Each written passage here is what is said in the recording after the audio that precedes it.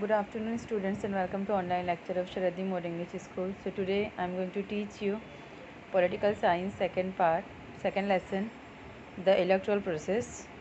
Okay. So more than half chapter we have completed in our last class.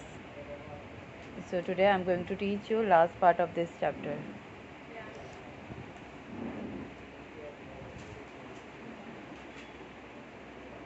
Process of election.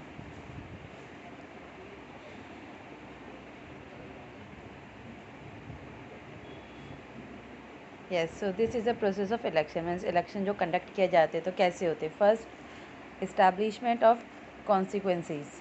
Next, finalising voter list. जो voting list होती है, जो voters होते हैं उनकी list finalise की जाती है.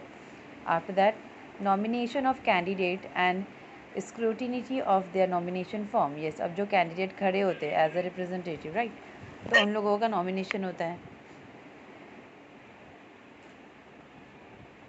ओके.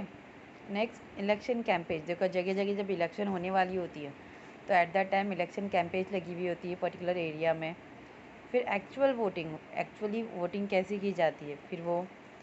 फिर काउंटिंग ऑफ वोट्स. वोटिंग के बाद वोट्स को क्या करते हैं, काउंट करते हैं. फिर उसके बाद उसका रिजल्ट आता है इलेक्शन का, right. Then resolution of dispute regarding election. अब देखो कभी कभी क्या होता है, कुछ मतलब मिस्टेक्स हो जाती है, क्यूरी आ जाती है इलेक्शन के टाइम पे, तो वो भी सॉल्व की जाती है. तो ये सारी क्या है, प्रोसेस है इलेक्शन के. Okay. Now restructuring of constituency. अब देखो ये क्या है. The total number of member in Lok Sabha is 543. Yes, तो देखो जो लोकसभा और राज्यसभा होता है, राइट. सो जो लोकसभा है तो उसमें कितने टोटल मेंबर्स कितने होते हैं उसके अंदर, 543 उसमें टोटल मेंबर्स होते हैं. How are this members elected. अब ये जो मेंबर्स होते हैं वो कैसे इलेक्ट किए जाते हैं, डायरेक्टली इलेक्ट किए जाते हैं या फिर हम लोग उसको इलेक्ट करते हैं, या फिर जो मेंबर्स होते हैं अलग अदर लोकसभा में वो इन्हें इलेक्ट करते हैं ना.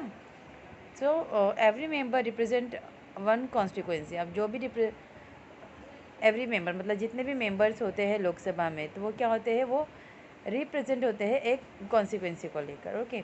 It mean there are 543 constituencies. मतलब देखो जैसे 543 मेंबर्स होते हैं तो वैसे ही उतनी ही क्या होती है, कॉन्सिक्वेंसीज होती है लोकसभा की. Creating constituencies is the responsibility of delimitation commission of election commission. Yes, अब जो कॉन्सिक्वेंसीज होती है 543 जो कॉन्सिक्वेंसीज है लोकसभा में, जितने मेंबर्स है उतनी कॉन्सिक्वेंसीज है. तो ये जो कॉन्सिक्वेंसीज होती है तो ये किसके थ्रू क्रिएट की जाती है, मतलब किसकी रिस्पॉन्सिबिलिटी होती है इसको क्रिएट करने की. जो डेलिमिनेशन कमीशन होते हैं इलेक्शन कमीशन के ऊपर, जो डेलिमिनेशन कमीशन होते हैं तो उनकी ये रिस्पॉन्सिबिलिटी होती है ये 543 कॉन्सिक्वेंसीज को क्रिएट करने की. Okay. The delimitation commission does not succumb of any pressure while reconstructing the consequences. Yes, so उनके ऊपर जो डेलिमिनेशन जो कमीशन होते हैं इलेक्शन कमीशन के, तो उनके ऊपर किसी भी तरीके का कोई प्रेशर नहीं होता है उसको रिकन्स्ट्रक्शन करने के लिए. ओके. मतलब उन्होंने जैसी बना दिए वो वैसे ही बनेंगी, उसको रिकन्स्ट्रक्शन नहीं किया जा सकता. मतलब उनके ऊपर उसको रिकन्स्ट्रक्शन करने का फोर्स नहीं किया जा सकता. Now, what is code of conduct? To ensure free and fair election in India, the Election Commission has adopted several measures. Yes, अब देखो ऑब्वियसली हमारी कंट्री में जो इलेक्शन है वो कैसे फ्री और फेयर बोलते हैं, राइट. सो इस मतलब ऐसे इलेक्शन करवाने के लिए हमारे जो इलेक्शन कमीशन है उन लोगों ने ऐसे बहुत सारे मतलब मेजर्स यूज़ किए हैं. The code of conduct is one of the major adopted by the election commission. उसी में से एक ये मेज़र ही है, मतलब एक ये वे है कोड ऑफ कंडक्ट, एक ये मेज़र है जो अडॉप्ट किया गया है इलेक्शन कमीशन के थ्रू इलेक्शन के लिए. ओके.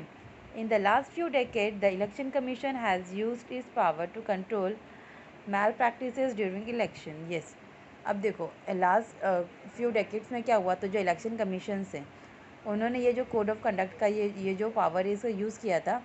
और किस चीज़ के ऊपर कंट्रोल किया था, जो मैल प्रैक्टिसेस होती थी इलेक्शन के टाइम पर, तो उसके ऊपर कंट्रोल किया था. जैसे वोटिंग के लिए लोग कुछ भी करते ना, देते, तो वो सारी चीज़ों को कंट्रोल किया था. The code of conduct explain the rules that are to be followed by the government, political parties and voters before election and during election. Yes, अब जो कोड ऑफ कंडक्ट होता है तो वो क्या एक्सप्लेन करता है, वो रूल्स को एक्सप्लेन करता है जो फॉलो किए जाते हैं। ओके, किसके थ्रू फॉलो किए जाते हैं, गवर्नमेंट के थ्रू फॉलो किए जाते हैं, पॉलिटिकल पार्टीज़ के थ्रू फॉलो किए जाते हैं, प्लस जो वोटर्स होते हैं इलेक्शन के पहले जो वोटर्स होते हैं और जो ड्यूरिंग इलेक्शन होते हैं, तो उन लोग ये सारे चीज़ों को फॉलो करते हैं। ओके, जो कोड ऑफ कंडक्ट जो होता है उसे even the government can not violent this rules. In fact जो गवर्नमेंट है हमारी कंट्री की, वो भी इसके अंदर कोई वायलेंट रूल्स नहीं ला सकती है। Due to the strict observance of the code of conduct in the last few election, the common voters have become confident. Yes, अब यही चीज़, ये जो कोड ऑफ कंडक्ट है, इसके वजह से जो मतलब जैसे पहले कुछ इलेक्शंस हुए हैं तो उसमें क्या हुआ था, जो हम जैसे जो कॉमन वोटर्स होते हैं तो वो उनके अंदर एक कॉन्फिडेंट आ जाता है वोटिंग करने का। Okay, now challenge in conducting free and fair election. अब ऑब्वियसली ये फ्री और फेयर इलेक्शन तो बोलते हैं, लेकिन वो इलेक्शन करवाने के लिए बहुत सारे ऐसे चैलेंजेस होते हैं जो इलेक्शन कमीशन को फेस करने पड़ते हैं at that time. If we take into account the size of a country and the number of voters, conducting election became a truly challenging task. Obviously अभी देखो, अगर हम हमारी कंट्री का फुल कंट्री का अगर एक साथ इलेक्शन रखें तो वो बहुत डिफ़िकल्ट है, और इट में भी मीन्स हो ही नहीं सकता ऐसा, क्योंकि हमारी कंट्री की पॉपुलेशन जो है वो बहुत ज़्यादा ही वर्स्ट है ना।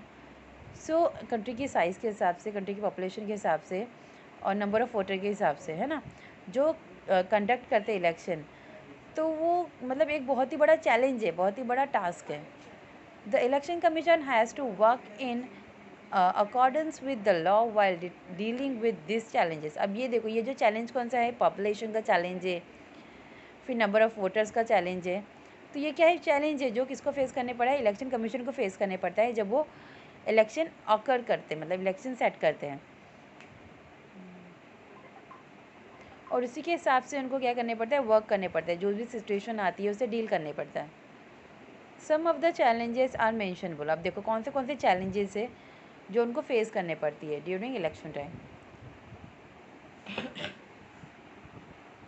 Misuse of money takes place to a great extent during election. The election commission has to take several measures to stop such a misuse of money. Yes. अब इससे देखो बहुत सारे प्लेसेस पे या फिर बहुत सारी पॉलिटिकल पार्टीज़ है जो वोट के लिए क्या करते हैं, उन लोग मनी ट्रांसफ़र करते हैं ना, मनी डिस्ट्रीब्यूट करते हैं। तो ये क्या हो गया, मनी का मिसयूज़ करना हो गया। तो मतलब ड्यूरिंग इलेक्शन ये सारी चीज़ों को कौन रोकता है, इलेक्शन कमीशन रोकते हैं। ये भी क्या है, एक बहुत बड़ा टास्क है, एक बहुत बड़ा मतलब चैलेंज है इलेक्शन कमीशन के लिए इलेक्शन के टाइम पर, जिसे वो क्या करते हैं, स्टॉप करते हैं, रोकते हैं।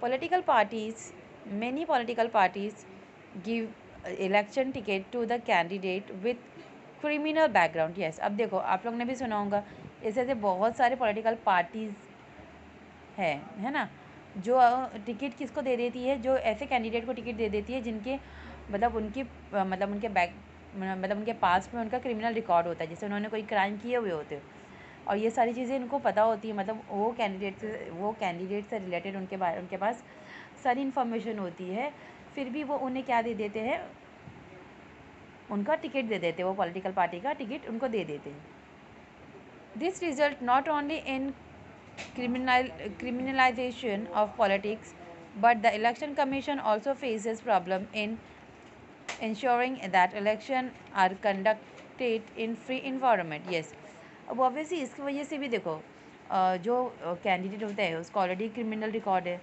तो ऑब्वियसली उसके मतलब वो कहीं ना कहीं टच में होता है वो क्राइम से, या फिर वो क्रिमिनल्स जो अदर क्रिमिनल्स होते हैं उनसे। तो जब इलेक्शन का टाइम होता है, एट द टाइम मतलब जब इलेक्शन होता है, तो वो टाइम पे बहुत सारी ऐसी प्रॉब्लम्स होती है जो किसको फेस करने पड़ती है, इलेक्शन कमीशन को फेस करने पड़ती है।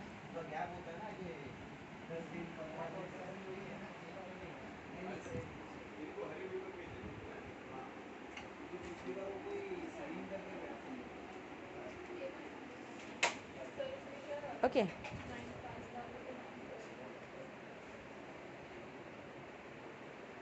जैसे जो फ्री एटमॉस्फेयर में, फ्री इन्वायरमेंट में जो कंडक्ट करते हैं इलेक्शन, तो वो टाइम पे भी उनको प्रॉब्लम फेस करनी पड़ी है। Next, Another major challenge is violence during election. Yes, obviously always saw that eight the time of election बहुत सारे ऐसे पीपल्स होते हैं जैसे वोटिंग के लिए उन लोग वायलेंस का स्टेप उठा लेते हैं ना. The extent of violence has increase significantly during.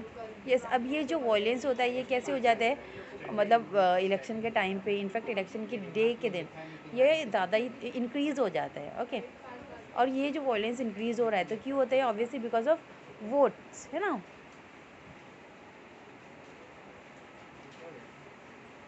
All political parties should help the election commission to control this violence. अब ये किसकी रिस्पॉन्सिबिलिटी, ऑब्वियसली जो मेंबर्स जो पॉलिटिकल पार्टीज़ है ना, तो उन लोगों की रिस्पॉन्सिबिलिटी है कि means they have to help our election commission to control this violence, है ना. मतलब ये जो वायलेंस होता है at the time of election, तो उसको कंट्रोल करने के लिए जो भी पॉलिटिकल पार्टीज़ है तो उन लोगों को हेल्प करना चाहिए इलेक्शन कमीशन को.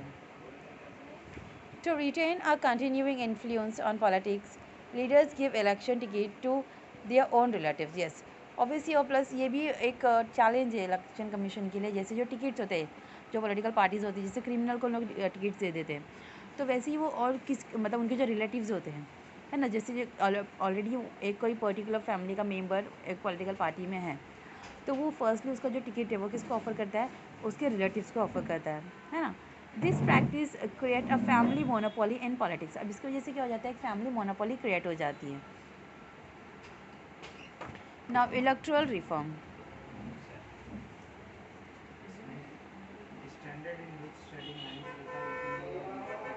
Election is a continuous process.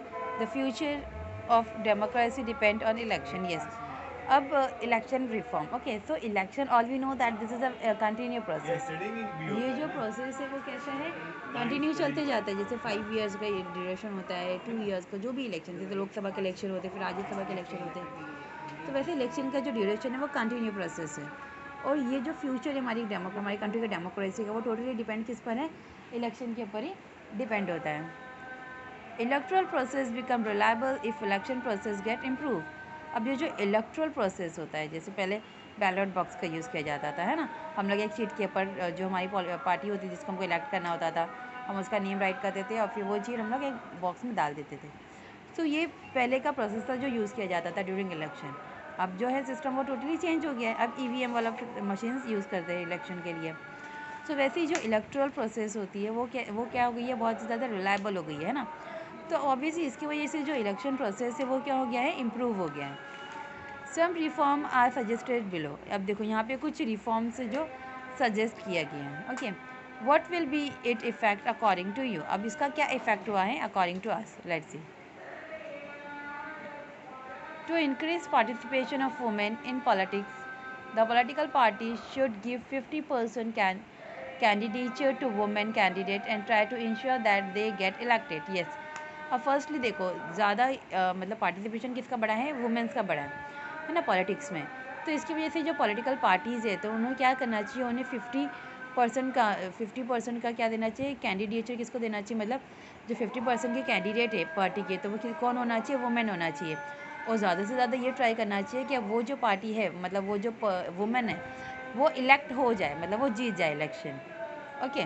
Second, political parties should not give candidature to candidate having criminal background. और प्लस सेकेंड जो पॉइंट है ना, सो वो क्या है, देखो जो पॉलिटिकल पार्टीज़ जो टिकट दे देती है, किसको दे देती है, क्रिमिनल रिकॉर्ड जिसका होता है ऑलरेडी उसको दे देती है.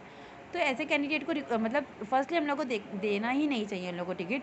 अगर चलो दे दिया है तो देखो जो political party should not give candidature to candidate. अब पॉलिटिकल पार्टीज़ को ऐसे कोई पर्सन को, ऐसे कोई कैंडिडेट को कैंडिडेचर ही नहीं, मतलब उसको देना ही नहीं चाहिए ticket. Okay, and they should strictly follow the decision given by court in this respect. Obviously अब ये जो डिसीजन है वो कौन ले रहा है, कोर्ट ले रहा है. तो ये वो जो कैंडिडेट टिकट ले रहा है तो उसकी रिस्पॉन्सिबिलिटी है कि वो ये डिसीजन को फॉलो करे. ओके, ये डिसीजन को रिस्पेक्ट करे. The government should take care of election expenses. Yes, plus जो गवर्नमेंट है उनकी उनकी ये भी रिस्पॉन्सिबिलिटी है जो जो एक्सपेंसेस हो रहा है ड्यूरिंग इलेक्शन टाइम तो वो उसकी टेक केयर करें. मतलब देखिए, to ensure that the parties will not make misuse of money. और प्लस उसके साथ साथ गवर्नमेंट का ये देखने का भी काम है कि जो पैसे प्रोवाइड कर रही है गवर्नमेंट तो पार्टीज़ उसका मिसयूज़ नहीं करें. जैसे मैंने आपको पहले ही बताया, वो जैसे वोटिंग के लिए पैसों का मिसयूज़ करते हैं पॉलिटिकल पार्टीज़, तो वैसा कोई मिसयूज़ नहीं होना चाहिए मनी का। And mismanagement of money during election can be stop, और जैसे कोई मिसमैनेजमेंट होता है मनी का, है ना, इलेक्शन के टाइम पे, तो वो भी रोक देना चाहिए। Representation of the peoples act should be amended so that candidate having criminal background would not be able to participate in election. Yes, अब देखो ऐसी एक्ट पास हुई है, representation of the peoples act. तो इसमें क्या अमेंड हुआ है कि ऐसा कोई कैंडिडेट जिसका बैकग्राउंड में, मतलब जिसके पास में कोई क्रिमिनल रिकॉर्ड रहा है, तो उसे इलेक्शन में पार्टिसिपेट करने नहीं देना चाहिए। Okay, now journey from ballot boxes to EVM machine, look at this. The first election in independence India was held in 1951-52. Yes, so देखो फर्स्ट जो इलेक्शन हुआ था हमारी कंट्री में वो 1951 और 1952 में हुआ था। This was the beginning of shaping our democracy through electoral politics. Yes, अब ये क्या थी, स्टार्टिंग पॉइंट था, है ना, यहाँ से मतलब हमारी डेमोक्रेसी को क्या मिल रही थी, एक न्यू शेप मिल रही थी, किसके थ्रू, इलेक्ट्रल पॉलिटिक्स की वजह से। In the initial election ballot boxes were use for purpose of voting. अब देखो ये मतलब वो टाइम पे जो इलेक्शन होते थे, तो उस वो टाइम पे हम लोग क्या यूज़ करते थे, बैलेट बॉक्सेस का यूज़ करते थे वोटिंग के पर्पज़ के लिए। The use of EVM machine started from the decade of 1990s। Yes, अब ये जो EVM मशीन है, ये बैलेट बॉक्स का सिस्टम है जो फर्स्ट इलेक्शन हुआ था 1951 से लेकर 1998 और 1989 तक मतलब यूज़ हुआ है ना। फिर 1990s में ये जो है EVM मशीन वाला सिस्टम स्टार्ट हो गया था हमारी कंट्री में। Many things could be achieve because of voting machine. अब बहुत सारी चीज़ें अचीव की गई थी because of this voting machines. अब जैसे इसमें कुछ मिस्टेक्स हो जाती थी काउंटिंग में, तो ऐसी कोई मिस्टेक्स इसमें नहीं होती थी। If the voters do not want to vote for any candidate they could choose an option of none and the above. Yes, obviously अगर हमें मीन्स एज ए वोटर अगर हम लोग चाहते क्या, मतलब जैसे 2-3 पार्टी खड़ी हैं और हम लोगों को कोई एक पार्टी को सेलेक्ट करना है, अब तीनों में से हम किसी के भी साथ मतलब किसी भी पर्सन को लेके हम कंफर्म नहीं है, सो हम लोगों को ये ऑप्शन दिया गया है नन ऑफ अबाउ, तो हम लोग ये चूज़ कर सकते हैं। ओके, तो इससे क्या होगा, हमारा वोट किसी को भी नहीं जाएगा, दैट इज़ नोटा।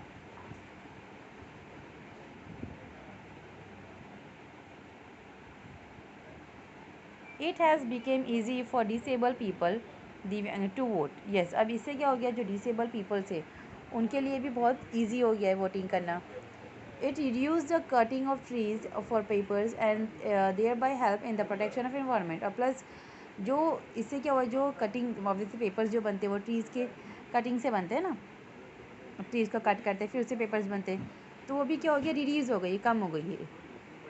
और प्लस इससे क्या हुआ, हमारा जो इन्वायरमेंट है वो भी प्रोटेक्ट हो गया है। It has also been possible to have an early declaration of election result. और इससे ये भी बताओ, इससे ये भी अच्छा हो गया है, मतलब क्या, it has also been possible, मतलब और एक चीज़ क्या पॉसिबल हुई है, to have an early declaration of result, मतलब हम लोगों को इससे पहले ही पता चल जाता है जो रिज़ल्ट होता है।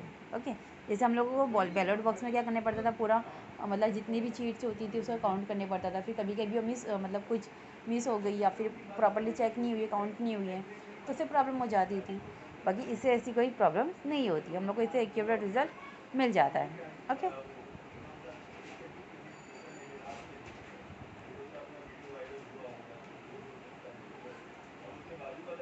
Now please understand general election. Lok Sabha election held after every 5 year are called general election. देखो, अब जो लोकसभा के इलेक्शन होते हैं वो एवरी 5 ईयर, मतलब अभी अगर सपोज़ अगर 2000 में हुए तो 2005 में वापस से लोकसभा के इलेक्शन होंगे, और ये जो इलेक्शन होते हैं उसे क्या बोलते हैं, जनरल इलेक्शन बोलते हैं। Okay, now mid term election. Mid term election क्या होता है, देखो, if the elected government lodges it majority before completing it's term in the parliament. Yes, अभी जैसे जो इलेक्टेड गवर्नमेंट है ना, अगर उन लोगों ने उनकी जो मेजॉरिटी है वो कम हो गई है ना, उनका जो ड्यूरेशन है टर्म का उसके अंदर, और if the parties of the coalition government मतलब जैसे दोनों पार्टीज को इक्वल वोट मिले, सो अगर ऐसा कुछ हुआ है, so withdraw their support resulting if the losses of majority support for the government and if no alternative government is possible then election are held before the completion of yes। अगर ऐसी कोई problem हुई है जैसे कोalition government आ गई है या फिर मतलब जो गवर्नमेंट है उनको मतलब प्रॉपरली मतलब एक्यूरेट रिजल्ट नहीं मिला है, तो उसके बाद क्या होता है मतलब वापस से जो मतलब वो टर्म फिनिश नहीं हुआ है, मतलब पूरा 5 ईयर का टर्म फिनिश नहीं हुआ है और उसके बिटवीन में उन लोग क्या लेते हैं वापस से इलेक्शन हेल्ड कर रहे ले रहे, तो उसे बोला जाता था मतलब बोला जाता है mid term election. Okay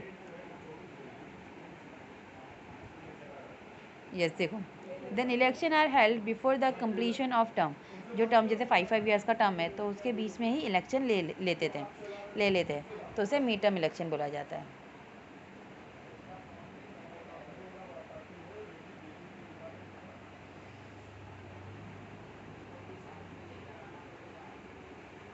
now by election if an elected representative in Lok Sabha, Vidhan Sabha or the local self government resign or due to his or her death, his seat become vacant। yes अब जैसे देखो जो elected person होते हैं, elected representative होते हैं लोकसभा के, राज्यसभा के, विधानसभा के, सॉरी लोकसभा के, विधानसभा के और जो लोकल सेल्फ गवर्नमेंट होती है ना वहाँ के, तो अगर वो रिज़ाइन दे रहे हैं, हाँ रिज़ाइन दे रहे हैं, अदरवाइज़ अगर उनकी डेड हो गई है तो उनकी सीट क्या हो जाती है वैकेंट हो जाती है, खाली हो जाती है।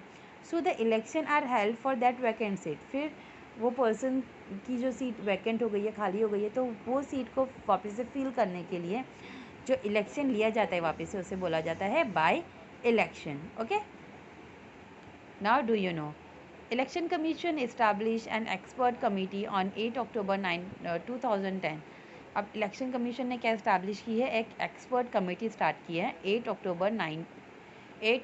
अक्टूबर 2010 में।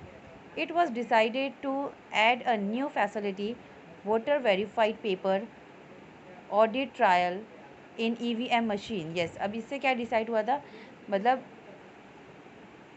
उन लोग ने न्यू फैसिलिटी ऐड किए थे जैसे voter verified paper audit trial EVM machine. Okay ये उन्होंने न्यू फैसिलिटी स्टार्ट किए थे। All political party supported this, और जितनी भी पॉलिटिकल पार्टीज थी हमारी कंट्री में उन्होंने इस चीज़ को क्या किए थे, सपोर्ट किए थे। Because of this facility the voter can verify whether the vote cast is registered properly. Yes इससे क्या पता होता था, क्या पता चलता था कि जो वोटर है ना, तो मतलब जो वोटर है तो वो मतलब रजिस्टर्ड है प्रॉपरली या नहीं है।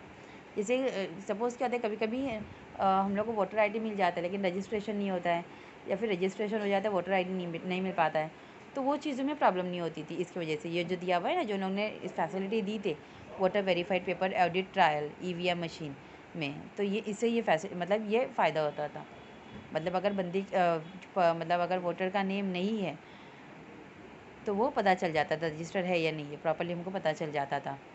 The purpose of this important step is to stop malpractices in election, और सबसे मेन जो पर्पज़ था इस चीज़ का तो वो क्या था, स्टॉप करना माल प्रैक्टिसेस को, जो ड्यूरिंग इलेक्शन जो माल प्रैक्टिसेस होते थे उसे स्टॉप करना, ये सबसे मेन पर्पज़ था इसका। So in this chapter we studied the electoral process from various angles. Yes तो हम लोग ने ये चैप्टर में वेरियस एंगल से इलेक्ट्रल प्रोसेस की स्टडी की है, right. So in the next chapter we will study the political parties in India. Yes सब नेक्स्ट चैप्टर में हम लोग जो पॉलिटिकल पार्टीज़ है हमारे कंट्री में और जो भी पॉलिटिकल पार्टीज स्टार्ट हुई थी आफ्टर इंडिपेंडेंस, तो उसके बारे में स्टडी करेंगे। ओके